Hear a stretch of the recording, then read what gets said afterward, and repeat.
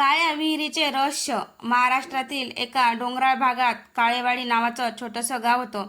गावाच्या बाहेर एक प्राचीन विहीर होती. गावकरी सांगायचे की सूर्यास्तानंतर त्या विहिरीत डोकावणाऱ्या माणसाला स्वतःचा दुसरा चेहरा दिसतो आणि काही दिवसात तो रहस्यमयरित्या गायब होतो. शहरातून आलेला पत्रकार निलय या अफवेचा तपास करायला गावात येतो. पहिल्याच रात्री त्याला विहिरीतून कोणीतरी त्याचं नाव कुजबुजताना ऐकू येतं. दुसऱ्या दिवशी त्याच्या कॅमेऱ्यात अशी एक आकृती कैद होते जी तिथे प्रत्यक्षात नव्हती आणि मग त्याला समजतं त्या विहिरीत पाणी नाही, तिथे शेकडो वर्षापासून अडकलेल्या सावल्या आहेत आणि आता त्यांच्यात सामील होण्यासाठी पुढचा क्रमांक निलयचा आहे. रात्र झाली होती. निलयने टॉर्च हातात घेतली आणि काळ्या विहिरीजवळ पाऊल टाकलं. आजूबाजूला भयानक शांतता होती. ना वाऱ्याचा आवाज, ना किड्यांची किरकिर. अचानक टक टक टक विहिरीच्या आतून दगडावर कोणीतरी हळूहळू चालत असल्याचा आवाज आला. निलयने टॉर्चचा प्रकाश विहिरीत टाकला. खाली फक्त काळोख होता. तेवढ्यात त्याचा कॅमेरा आपोआप सुरू झाला. स्क्रीनवर जे दिसलं ते पाहून त्याच्या अंगावर काटा आला. कॅमेऱ्यात विहिरीच्या तळाशी एक लहान मुलगी उभी होती. तिने हळूहळू मान वर केली. तिचे डोळे पूर्ण काळे होते आणि ती हसत म्हणाली, "तू उशीर केलास निलय, आम्ही तुझी खूप वर्षापासून वाट पाहत होतो." हे शब्द ऐकताच निलयच्या मागून कोणीतरी थंड हात त्याच्या खांद्यावर ठेवला. तो घाबरून मागे वळला, पण तिथे एकही माणूस नव्हता. फक्त जमिनीवर ओल्या पावलाचे ठसे होते आणि ते ठसे हळूहळू विहिरीतून बाहेर येत होते. निलयने थरथरत्या हाताने कॅमेरा उचलला. ओल्या पावलांच्या ठशांचा माग काढत तो काही पावलं पुढे गेला. अचानक सगळे ठसे एका जागी येऊन थांबले. जणू तिथे उभं असलेलं काहीतरी त्याच्याकडे पाहत होतं, पण त्याला काहीच दिसत नव्हतं. तेवढ्यात त्याच्या मोबाईलवर एक मेसेज आला, "मागे वळू नकोस." निलयचा श्वास अडकला. हा मेसेज पाठवला कुणी? तो विचार करत असताना त्याच्या कानाजवळ एक कुजबुज ऐकू आली, "जर मागे वळलास तर तू आम्हाला पाहशील." भीतीने त्याचे हात थरथरू लागले, पण कुतूहल जास्त होतं. त्याने हळूहळू मान मागे फिरवली आणि त्याच्या डोळ्यासमोर जे होतं त्याचं रक्त गोठलं. त्याच्या मागे एक नव्हे, दोन नव्हे, तर डझनभर सावल्या शांतपणे उभ्या होत्या. त्याच्या चेहऱ्यावर डोळे नव्हते, पण त्या सगळ्या हसत होत्या. त्या क्षणी त्या सावल्यामधून एक म्हातारी पुढे आली आणि म्हणाली, "तू विहिरीकडे आला नाहीस निलय, विहिरीने तुला येथे बोलावलं आहे." आणि अचानक जमिनीखालून एक थंड हात निलयचा पाय पकडतो.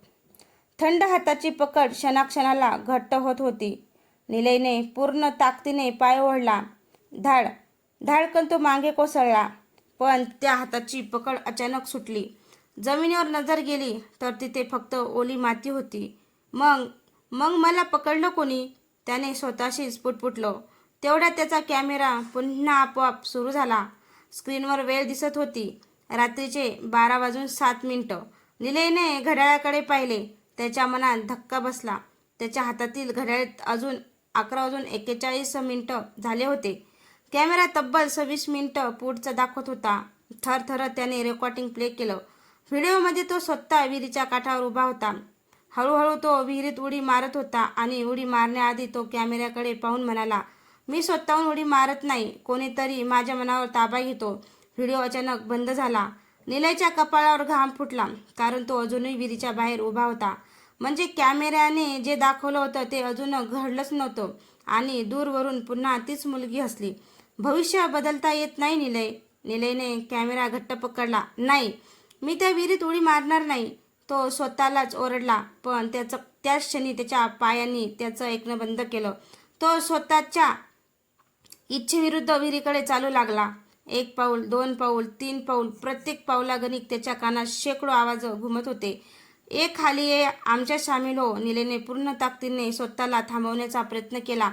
अचानक त्याच्या खिशातून एक जुनी तांब्याची नाणी खाली पडली. ती नाणी त्याला गावात येताना एका वृद्धाने दिली होती. वृद्धाचे शब्द त्याच्या आठवणीत चमकले, "या नाण्याला कधीही स्वतःपासून दूर करू नको.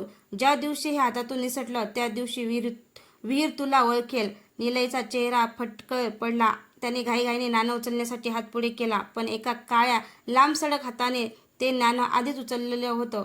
तो हात हळूहळू अंधारात मागे सरकला आणि पहिल्यांदाच त्या सावल्याचा खरा नेता समोर आला.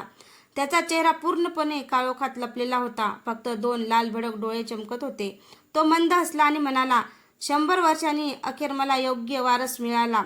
हे ऐकताच विहिरीतून एक प्रचंड गर्जना झाली आणि जमिनीला भेगा पडू लागल्या. जमिनीच्या भेगा वेगाने वाढू लागल्या. विहिरीभोवतीचं सगळं वातावरण काळ्या धुक्याने झाकलं. निलय मागं पळण्याचा प्रयत्न करत होता, पण त्याच्या पायाखालची जमिनीत जिवंत असल्यासारखी हलत होती. अचानक भेगेतून एक जुनी गंजलेली लोखंडी पेटी वर आली. त्या लाल डोळ्याच्या सावलीने आदेश दिला, ती पेटी उघड. नाही, निलय ओरडला. क्षणात शेकडो सावल्या त्याच्या भोवती फिरू लागल्या. शेवटी थरथरत्या हाताने त्याने पेटीचं झाकण उघडलं.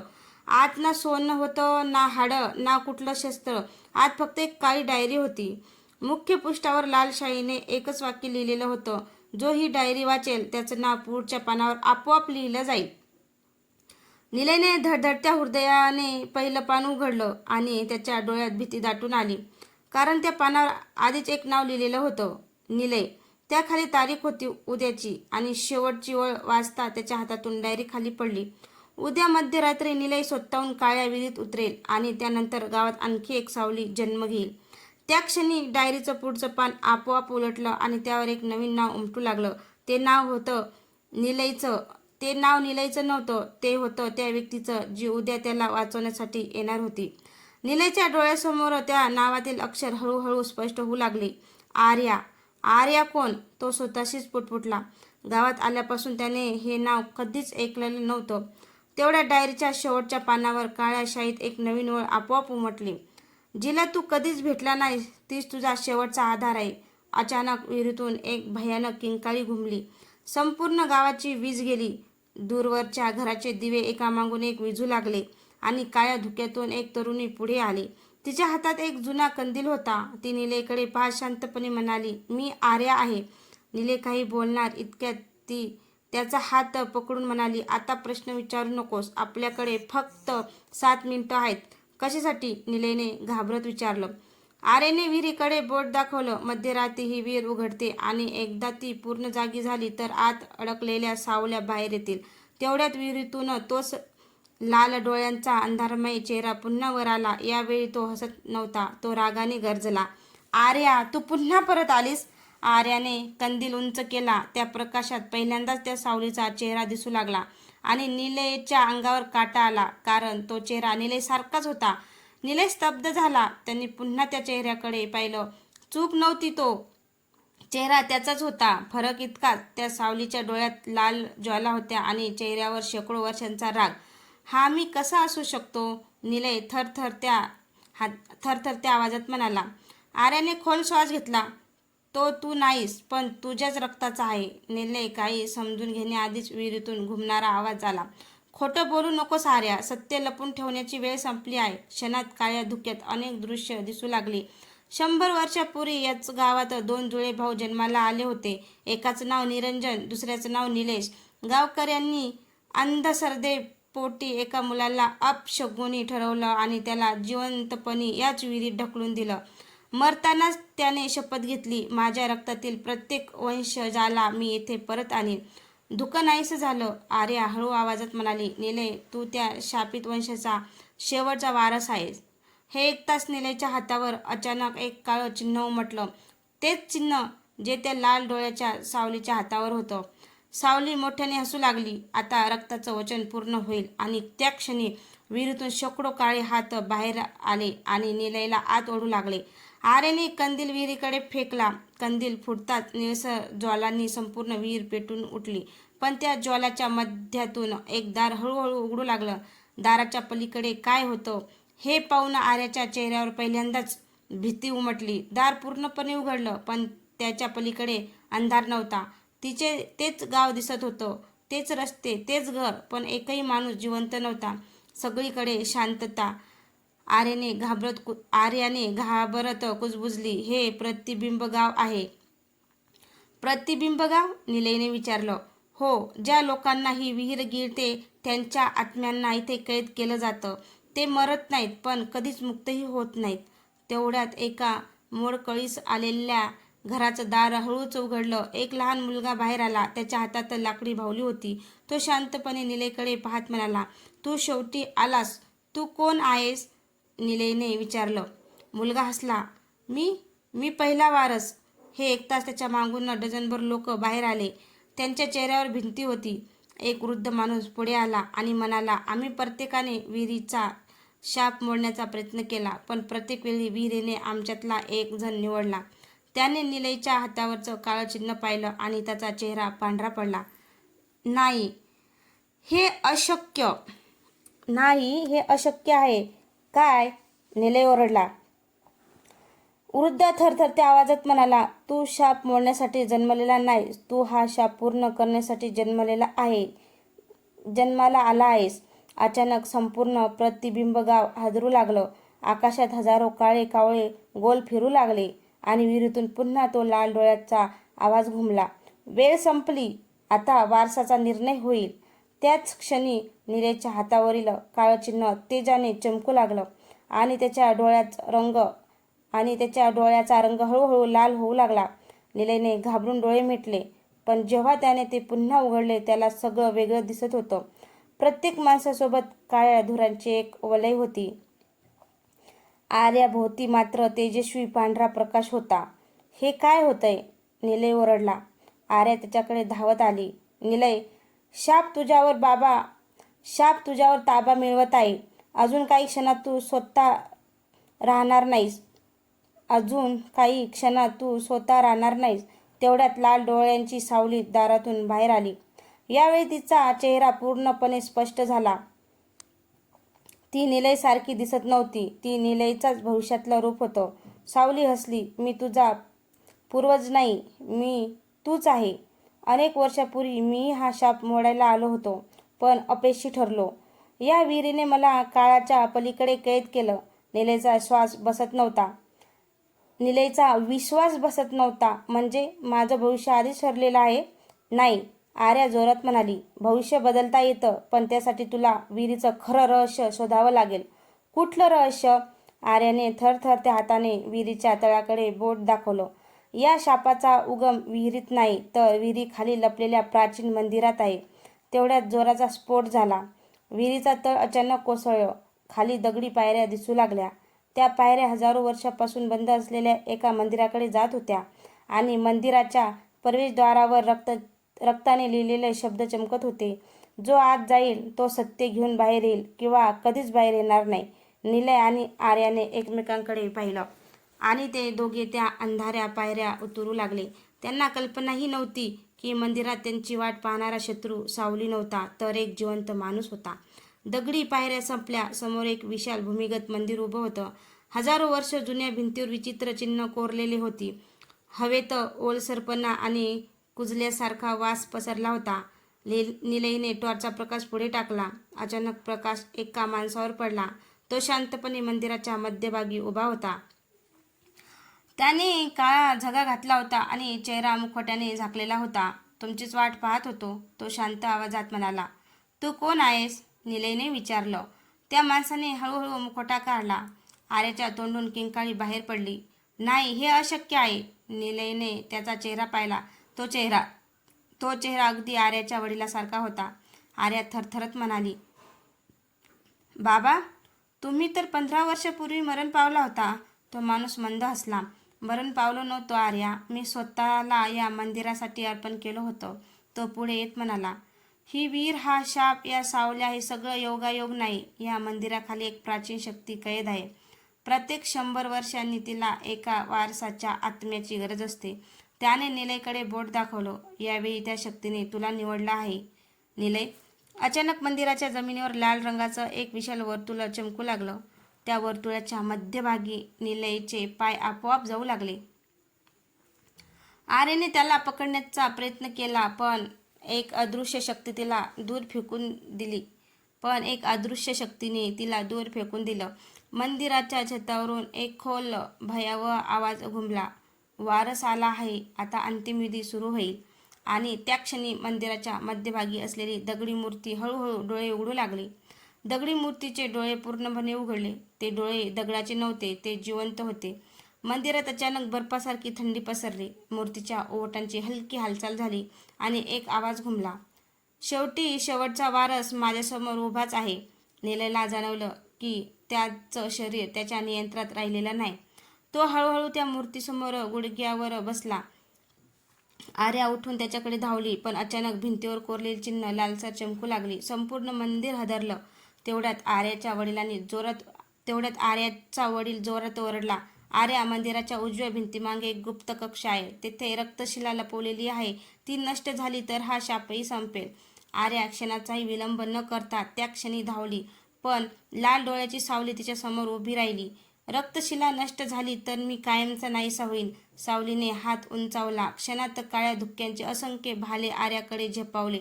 आर्याने कंदील पुढे धरला. कंदिलातून तेजस्वी प्रकाश बाहेर पडला आणि काही क्षणासाठी त्या सावल्या मागे हटल्या. ती गुप्त कक्षात शिरलं. आत एकच वस्तू होती, रक्तासारखा लाल प्रकाश देणारा एक दगड. पण त्या दगडासमोर एक शिलालेख होता, रक्तशिला फोडणारा स्वतःचे अस्तित्व गमावेल. शाप संपेल, पण त्याची आठवणही जगातून नाहीशी होईल. आर्याचे हात थरथरू लागले. जर तिने रक्तशिला फोडली तर निलय वाचू शकतो, पण स्वतःचं अस्तित्व, तिच्या आठवणी, तिचं नाव, सगळंच कायमचं नष्ट होईल. मंदिराबाहेर निलयची वेदनांनी भरलेली किंकाळी घुमली. आर्याने रक्तशिला दोन्ही हातांनी उचलली. डोळ्यात अश्रू आले आणि ती दगडावर आपटण्यासाठी हात वर उचलू लागली. आर्याने डोळे घट्ट मिटले आणि पूर्ण ताकदीने रक्तशिला जमिनीवर आपटली. धाडकन संपूर्ण मंदिरात कानठाळ्या बसणारा आवाज घुमला. रक्तशिला तडा गेला, पण ती फुटली नाही. त्या क्षणी मंदिराच्या गर्भगृहातून एक वृद्ध स्त्रीचा आवाज घुमला, फक्त त्याग पुरेसा नाही, सत्यही स्वीकारावं लागतं. आर्या आणि निलय दोघेही स्तब्ध झाले. गर्भगृहातून पांढऱ्या वस्त्रातील एक वृद्ध स्त्री बाहेर आली. तिच्या डोळ्यात विलक्षण तेज होतं. ती निलयकडे पाहून म्हणाली, तुला अजूनही वाटलं की तू या शापाचा शेवटचा वारस आहे? निलयने मान हलवली. वृद्ध स्त्री शांतपणे हसली, नाही, तू शेवटचा वारस नाही, तूच या शापाचा पहिला निर्माता आहेस. मंदिरात क्षणात शांतता पसरली. निलयचा श्वास रोखला गेला. हे अशक्य आहे. वृद्ध स्त्रीने हात पुढे केला. तिच्या तळहातातून तेजस्वी प्रकाश बाहेर पडला. क्षणात निलयच्या डोळ्यासमोर हजारो वर्षापूर्वीचं दृश्य उभं राहिलं. एक प्राचीन ऋषी, एक निषिद्ध विधी आणि त्या विधीत सहभागी झालेला एक तरुण. तो तरुण निलयसारखा दिसत होता. वृद्ध स्त्रीचा आवाज पुन्हा घुमला, काळ कधी कधी वर्तुळात फिरतो. काही आत्मे पुन्हा जन्म घेतात आणि अपूर्ण कर्म त्यांना पुन्हा त्याच ठिकाणी आणतो. इतक्यात रक्तशिलेवरील तडा वेगाने वाढू लागला. आतून काळा धूर बाहेर पडू लागला आणि त्या धुरातून एक प्रचंड विकृत आकृती आकार घेऊ लागली. ती हसली, तुम्ही उशीर केला. आता मला कोणीच थांबवू शकत नाही. मंदिराचं छत कोसळू लागलं. निलयने आर्याचा हात घट्ट पकडला. आता लढाई फक्त शापाशी नव्हती, तर हजारो वर्ष कैद असलेल्या त्या अज्ञात शक्तीशी होती. त्या विकृत आकृतीने एक प्रचंड गर्जना केली. संपूर्ण मंदिर काळ्या धुराने भरून गेलं. निलय आणि आर्याला काही दिसेनासं झालं. अचानक वृद्ध स्त्रीने आपल्या काठीने जमिनीवर 3 वेळा प्रहार केला. टक ठक ठक. क्षणात मंदिराच्या मध्यभागी तेजस्वी प्रकाशाचं वर्तुळ निर्माण झालं. त्या वर्तुळात उभे राहा, ती ओरडली. निलय आणि आर्या धावत त्या प्रकाशात शिरले. काळा धूर त्या वर्तुळाच्या बाहेरच थांबला. विकृत आकृती संतापाने गरजली, हे अशक्य आहे. हे संरक्षण तर 1000 वर्षापूर्वी नष्ट झालं होतं. वृद्ध स्त्री हसली, तुला वाटलं तू सगळं जाणतोस, पण एक सत्य तू विसरला. तिने निलयकडे पाहिलं. तुझ्या मागच्या जन्मात तू हा शाप निर्माण केला नव्हतास, तू तो थांबवण्याचा प्रयत्न केला होता. निलयच्या डोक्यात विजा चमकल्या. आठवणी परत येऊ लागल्या. त्याला दिसलं, तो प्राचीन मंदिरात उभा आहे, एका काळ्या शक्तीला रक्तशिलेत कैद करत आहे. पण विधी पूर्ण होण्याआधीच त्याचा विश्वासघात झाला. विश्वासघात? निलय पुटपुटला. वृद्ध स्त्रीने मान हलवली. हो. तिने थरथरत्या हाताने स्वतःकडे बोट दाखवलं. तो विश्वासघात करणारा मीच होतो. हे ऐकताच आर्या आणि निलय दोघेही हादरले. वृद्ध स्त्रीच्या डोळ्यात अश्रू आले. हजारो वर्ष मी या अपराधाची शिक्षा भोगते. हजारो वर्ष मी या अपराधाची शिक्षा भोगते आहे. आज मला माझी चूक सुधारायची आहे. ती प्रकाशाच्या वर्तुळाबाहेर पाऊल टाकत म्हणाली. यावेळी मीच त्या शक्तीला माझ्यासोबत घेऊन जाईल. ती विकृत आकृतीसमोर उभी राहिली आणि तिच्या शरीरातून प्रचंड प्रकाश बाहेर पडू लागला. दोघांभोवती प्रकाश आणि अंधाराचं भयंकर वादळ तयार झालं होतं. मंदिर हादरू लागलं. निलयला जाणवलं, ही लढाई जिंकली तरी कोणीतरी कायमचं हरवणार होतं. प्रकाश आणि अंधाराची टक्कर इतकी भीषण होती की संपूर्ण मंदिराचे दगड वितळू लागले. आर्या निलयचा हात धरून ओरडली, आता रक्तशिलेपर्यंत पोच. ही शेवटची संधी आहे. निलय धावत रक्तशिलेजवळ पोहोचला. पण रक्तशिला आता दगड नव्हती. ती हळूहळू धडधडणाऱ्या हृदयात बदलत होती. प्रत्येक ठोक्यासोबत संपूर्ण मंदिर हादरत होतं. धड धड धड. तेवढ्यात त्या हृदयातून एक आवाज आला, मला नष्ट करू नकोस. मी वाईट नाही. निलय थपकला. काय? आवाज पुन्हा आला. मी या शक्तीचा तुरुंग आहे, कैदी नाही. वृद्ध स्त्री दुरून किंचाळली. निलय, त्याच्या शब्दावर विश्वास ठेवू नकोस. पण हृदय पुन्हा बोललं, जर तू मला नष्ट केलंस तर माझ्यात कैद असलेली शक्ती कायमची मुक्त होईल. निलयच्या कपाळावर घाम फुटला. आत्तापर्यंत त्याला वाटत होतं की रक्तशिला फोडली म्हणजे शाप संपेल. पण सत्य अगदी उलटं होतं. रक्तशिला म्हणजे कुलूप होतं आणि त्यात हजारो वर्षापासून बंद असलेली शक्ती सुटण्याच्या तयारीत होती. इतक्यात मंदिराच्या छताला मोठा तडा गेला. वृद्ध स्त्रीची शक्ती कमी पडू लागली. ती शेवटच्या श्वासाने ओरडली, निलय, नवीन कुलूप तयार कर, नाहीतर सगळं संपेल. निलयने आजूबाजूला पाहिलं. मंदिराच्या भिंतीवर एक प्राचीन मंत्र कोरलेला होता. त्याखाली एक ओळ चमकत होती. प्रत्येक कुलपाला किंमत असते. नवीन बंधनासाठी एका जिवंत आत्म्याच्या स्वच्छेने त्याग आवश्यक आहे. मंदिरात शांतता पसरली.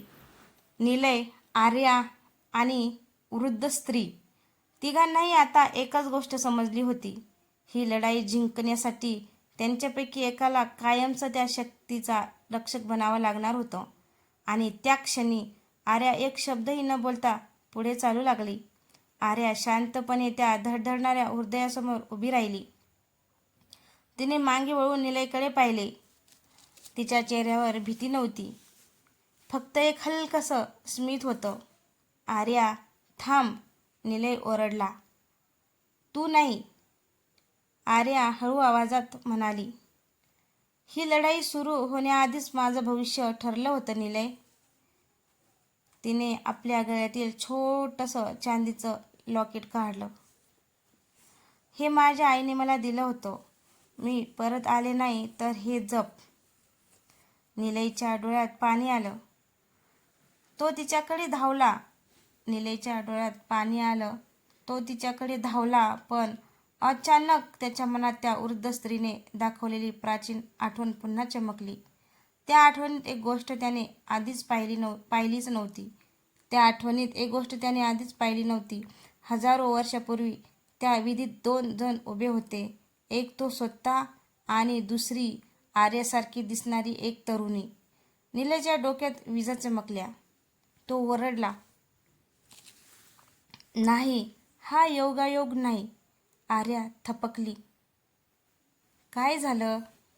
नाही, हा योगायोग नाही. आर्या थपकली. काय झालं? निलय तिच्यासमोर येत म्हणाला, तू फक्त मला वाचवण्यासाठी इथे आलेली नाहीस. तूही त्या काळातील आत्म्याचा पुनर्जन्म आहेस. वृद्ध स्त्रीचे डोळे विस्फारले. तुला आठवलं? निलयने मान हलवली. हो, त्या काळी आम्ही दोघांनी मिळून या शक्तीला कैद केलं होतं. पण विश्वासघातामुळे विधी अपूर्ण राहिली होती. तेवढ्यात काळी विकृत शक्ती प्रचंड हसू लागली. उशीर झाला. ग्रहण सुरू झालं आहे. मंदिराच्या छतातून काळ्या प्रकाशाचा एक विशाल स्तंभ खाली उतरू लागला. तो थेट त्या धडधडणाऱ्या हृदयावर आदळला. हृदयाला मोठमोठे तडे जाऊ लागले. पहिला तडा, दुसरा तडा, त्याच्यानंतर तिसरा तडा आणि चौथ्या तड्यानंतर आतून एक लालसर हात बाहेर आला.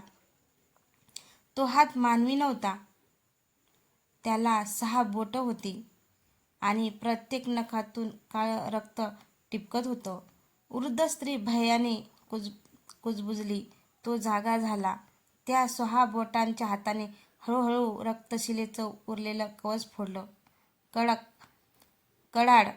एका क्षणात संपूर्ण मंदिर अंधारात बुडालं. निलयला स्वतःचा श्वासही ऐकू येईना. मग 2 लाल डोळे उघडले. त्याच्या प्रकाशानेच मंदिर उजळलं. ती विकराळ आकृती पूर्णपणे बाहेर आली. ती इतकी उंच होती की तिचं डोकं मंदिराच्या छताला टेकलं होतं. ती निलयकडे पाहून मंद हसली. तू मला राक्षस समजतोस, पण मी राक्षस नाही. मी भय आहे. जोपर्यंत माणसं भीती बाळगतील तोपर्यंत मला कुणीही नष्ट करू शकणार नाही. हे ऐकताच निलयच्या मनात एक विचार चमकला. आत्तापर्यंत ते सर्वजण त्या शक्तीशी लढत होते, पण कदाचित तिला हरवण्याचा मार्ग वेगळाच होता. निलयने डोळे बंद केले. त्याने आपल्या मनातील प्रत्येक भीती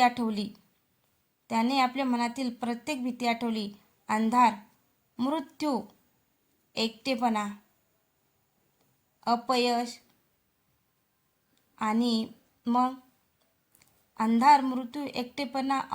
आणि मग एकामागून एक त्याने त्या भीती स्वीकारल्या. तो शांतपणे म्हणाला, मी घाबरतो, पण भीती माझ्यावर राज्य करणार नाही. त्या क्षणी त्याच्या हातावरील काळं चिन्ह पांढऱ्या प्रकाशात बदललं. विकराळ आकृती प्रथमच मागे सरकली. नाही, हे अशक्य आहे. आर्य आणि वृद्ध स्त्रीलाही तेच समजलं. या शक्तीची ताकद शापात नव्हती, ती माणसाच्या भीतीत होती. जितकी भीती तितकी तो बलवान. निलयने पुढे पाऊल टाकलं. मंदिरातील प्रत्येक कैद झालेली सावली त्याच्या मागे उभी राहिली. त्यांनीही आपली भीती सोडून दिली. एकामागून एक त्याच्या शरीरातून प्रकाश बाहेर पडू लागला. संपूर्ण मंदिर तेजाने उजळून विकराळ आकृती किंचाळली. विकराळ आकृती किंचाळली. तिचं शरीर धुरात विरघळू लागलं. शेवटच्या क्षणी तो निलयकडे पाहून म्हणाली, मी पुन्हा येईल, जेव्हा माणसं पुन्हा आपल्या भीतीला शरण जातील. आणि ती पूर्णपणे नाहीशी झाली. क्षणात मंदिर शांत झालं. रक्तशिला साध्या दगडात बदलली. विहिरीचं काळं पाणी स्वच्छ झालं. पहाटेचा पहिला सूर्यकिरण मंदिरात पडला. वृद्ध स्त्री हसली आणि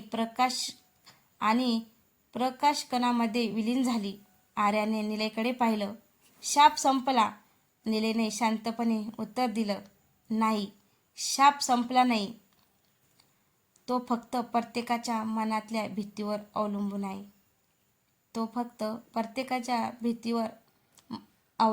प्रत्येकाच्या मनातल्या भीतीवर अवलंबून आहे. दोघेही मंदिराबाहेर आले, पण मंदिराच्या तुटलेल्या दारामागे एका भिंतीवर पुन्हा हळूहळू 6 बोटांच्या हातांचा काळा ठसा उमटू लागला.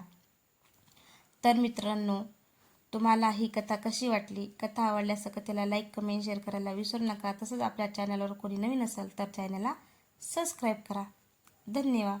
भेटू अशाच एका नवीन कथेसोबत.